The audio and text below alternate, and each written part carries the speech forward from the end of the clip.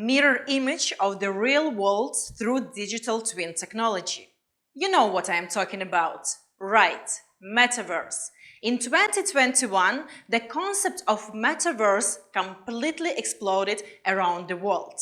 If there is anything that can advert the global entertainment industry, like Tesla subverting the global automobile industry in the next 5 to 10 years, many people believe that it may be the meta-universe. My name is Aliona Zaleskaya. I am director of WeTel Blockchain Center, and you are watching first, one and only blockchain coffee talk show.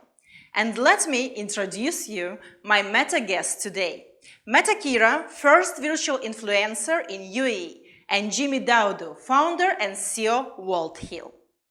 Meta Kira, Jimmy, thank you for joining me today. It's such a pleasure to meet you in person. How do you feel today? All great? I'm feeling great, all good. Thank you for inviting me. My pleasure. Hey, I'm feeling great, but a bit nervous. That's all right. That's all right. So let's talk about the topic that you like the most, metaverse. But before, please introduce to the audience yourself and tell us what do you do in the meta space. Yes, Kira, you can start. I am a 3D fashion designer, and my project is Meta Kira, which is first virtual influencer in UAE. She's a virtual avatar. She has social life. She's wearing beautiful digital clothes, and she's going everywhere I go. Oh my God, so inspirational. So great. Yes, Jimmy. My name is Jimmy Dowdy. I'm the founder CEO of WeTel, where we're building a world's first human-centric metaverse. In addition to that, we also have a studio where we bring brands into the metaverse and work through 3D, augmented reality, virtual reality, and all of that good stuff around blockchain to make brands monetize their services and create a new channel of experience for customers. Wow, that's impressive. Thank you so much, guys. So what we know as of now about the metaverse, in order to explore it, what we need? Laptop, mouse, Yep. for the full experience, the VR glasses, right? But undoubtedly, this is something that's changing our lives significantly, and especially after COVID-19 in 2021, it's had a great explosion. So in terms of from that period of time till the end of 2022, where we are right now, what we can see the improvements in the era of the metaverse, what happened during this period of time? Jimmy, what do you think? So I think when we talk about the metaverse, we need to take it a step back, right? If we go back to 1995 when Bill Gates was on the David Letterman show, and Letterman was interviewing him about the internet, and he was explaining about what it is, and there was a lot of doubt back then around trying to get a computer, how expensive it is, trying to understand the value of the internet. We're in the same position right now with the metaverse, where everyone is asking, how do I get in? Do I need a virtual reality headset? That is expensive. Do I need a game type PC? That is expensive. Again, Everything these are all expensive. exactly, these are all the barriers to entry of the technology. We know that, and we're in a very early phase. As the adoption begins to increase, the cost of technology reduces. So when we talk about the metaverse, it's creating that new experience where Meta Kira's avatar can, start entertaining people. Meta Kira can start monetizing her performance, charging performance fees and monetizing what that looks like and creating a new level of experience to the end user. Correct. Anything you would like to add to that? I want to add that the change was so significant because like 2 years ago, before pandemic started, we didn't even think that we can do the work remotely, study remotely, do everything remotely. And now look at us, we do everything remotely. And I think it was a big push, and it pushed a lot of people into the digital because they didn't have a choice. So what we see now, the big part of it belongs to pandemic. Yes, correct. So we have a lot of opportunities right now, as well as a lot of challenges. So being into metaverse, what's for Meta Kira the main challenges and maybe opportunities for her? Well, her main challenge right now is people don't know much about metaverse. They are interested. The topic is very hypey, and when people see it, they are really interested. But they still don't know. Some of them are still afraid. They don't understand what is a virtual avatar. They are asking, "Did you draw it, or is it a character? Is it like a cartoon character?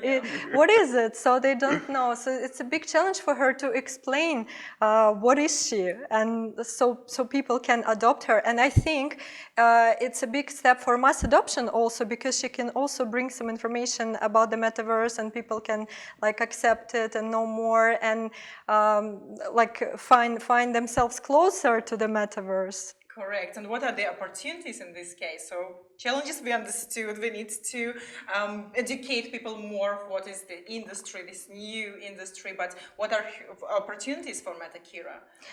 That's the big opportunity, because she can take all the parts of our lives. She can talk about any topic. She can participate in any event. She can interact with any brand, and she can really like bring this knowledge, educate people about metaverse, bring some awareness about different topics, and people will listen to her more carefully because it's something new, it's something they never seen before. So yeah, that's a big opportunity for her. That's absolutely true. What about you, Jimmy? What do you see as the challenges and opportunities? No, absolutely, I agree with you. From a challenge perspective, it's the trust of the technology, right? It's the, coupled with the blockchain and folks having that presumption around cryptocurrency. It's how do we enlighten people and educate people around this whole space? That's part of the challenge. Is you also have the access to the platform. I talked about the headset being expensive, the laptop having a different configuration. All of that deter people from, testing it and jumping it. So those are the kind of challenges. In terms of opportunity, we start to see a new channel of customers within the Web3 space. You start to see new monetization strategies. You start to see job opportunities. A lot of folks in the Web2 world are like, hey, I'm tired of my job, in banking. I want to go do something else in game design, graphic design, or avatar creation.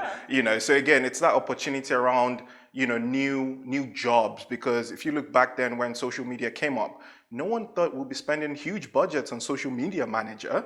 You're still going to have metaverse architects, metaverse social media manager. So again, there's a lot of opportunities within the space. And that's great. That's great that you brought the business side, because that's one of my questions. Because, okay, it sounds very fascinating, interesting, like to explore it, but we are talking numbers. We're talking about money, because we want to get the profit out of it. Yeah. So talking about business in metaverse, what is the business model here that we can see? So there are a lot of business models, right? If you take it by industry and sector.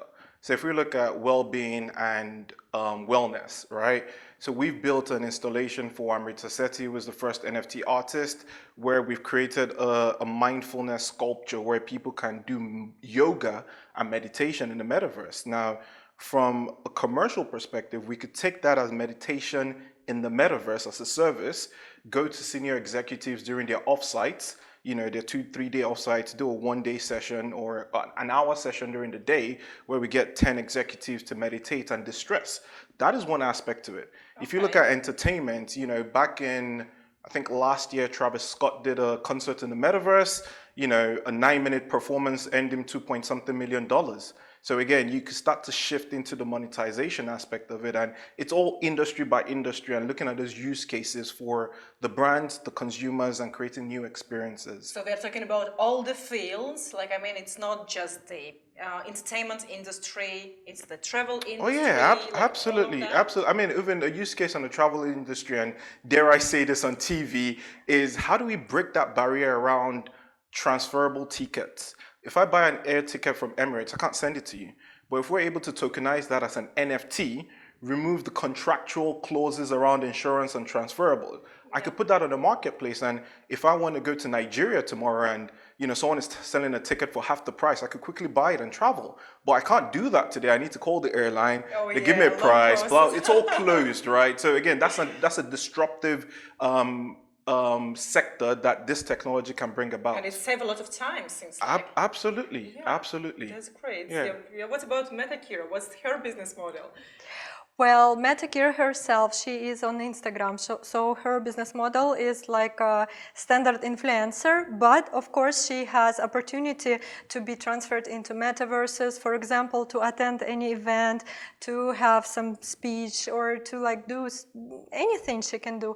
And also because like I'm a 3D fashion designer, so I'm into digital fashion as well, and I see a huge opportunity here for brands when they enter the metaverse. They can showcase their designs to so much more people, and they can also do events which will be less emissive in terms of sustainability, and then of course cheaper than like the real ones, and like there is so many things you can do with it. And sorry, just to add, you're spot on with digital wearables. Like I was doing some research the other day, and Gucci forecasted that their digital wearables are going to outsell their physical wearables. Let me say that again. So a Gucci belt you wear, it's gonna a virtual belt you have in your wallet is gonna outsell a physical belt you wear on yourself. No way. Yeah, exactly. It's mind blowing when you Yes. start to think about it. It's the metaverse, digital, virtual, it's going to another level, and folks need to start understanding, not even buying or participating, but just starting to learn about the opportunities that can come. Yeah, that's true, but I'm also trying to understand and learn more. So the question, in the field of fitness, metaverse, you were mentioning yoga or any other fitness activity, you do it virtually. What's it's beneficial for your body? That's my main question. Like, how can I feel the same as I'm going to the gym? So outside of being in a virtual simulation, there's a concept called move to earn now, and this is where you're able to track your movements in the gym, your steps, all of those stuff you track using your Apple wristwatch, and you're able to provide that data to a platform. I can't remember, there are a couple of them now. When the play to earn started, move to earn started. So they reward you with tokens the more active you are, and then you could then sell those tokens for real dollars in the real world and get that into your bank account. I like that. Yes. That's really good. But talking about as well, one of the points that I find very concerning is the socializing, because in the terms of pandemic, it's like we're jumping from A to Z and forward, because in the terms of pandemic, we were locked. That's where metaverse came to the masses. Then nowadays we can see every day, literally you scrolling, there are hundreds of networking physical events happening. So if we are going back to metaverse, we are going back virtual again. So how to find this right balance, not deepen inside the virtual reality, but still have the real physical social interaction? What is the right balance for that? Well, I think you don't have to choose, first of all. You don't have to choose whether you want to be in the reality or virtual reality. You can combine both. And if you've been to GITEX, they had this experience where people had this VR sets on in Xverse Pavilion, and they were listening to the music, and they had some experience together. So they were in virtual reality, but at the same time, they were together sitting. So after this virtual experience, they could take it off and they could discuss it. So it's a combination. That's why I think metaverse will only make our life better. It's not as if you would have to leave everything, leave your real life behind, just and put just the VR glasses and don't touch me. yes, and go to virtual reality forever. It's you take what benefits you. For example, like if you want to meet your friend in real life, but then you together want to experience something, you just put your VR glasses on, you have it, and then you just go in the real life again. So there is no choice. Beautiful combo. Yes. No, I absolutely agree on that. And what we're building at WeTel, we're terminated human centric, so purposeful experience, creating those relationships. So if you attribute that to the real world, if I want to catch up with you over coffee, right?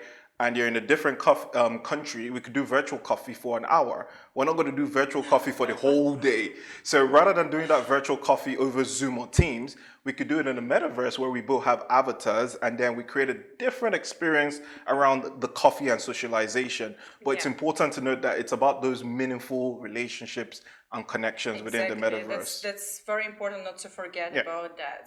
And talking about avatars, so Jimmy, I believe you're the one who has always experienced people coming to you and asking you, help us to create avatar in metaverse. Now you're meeting Metakira, who actually came out of the metaverse.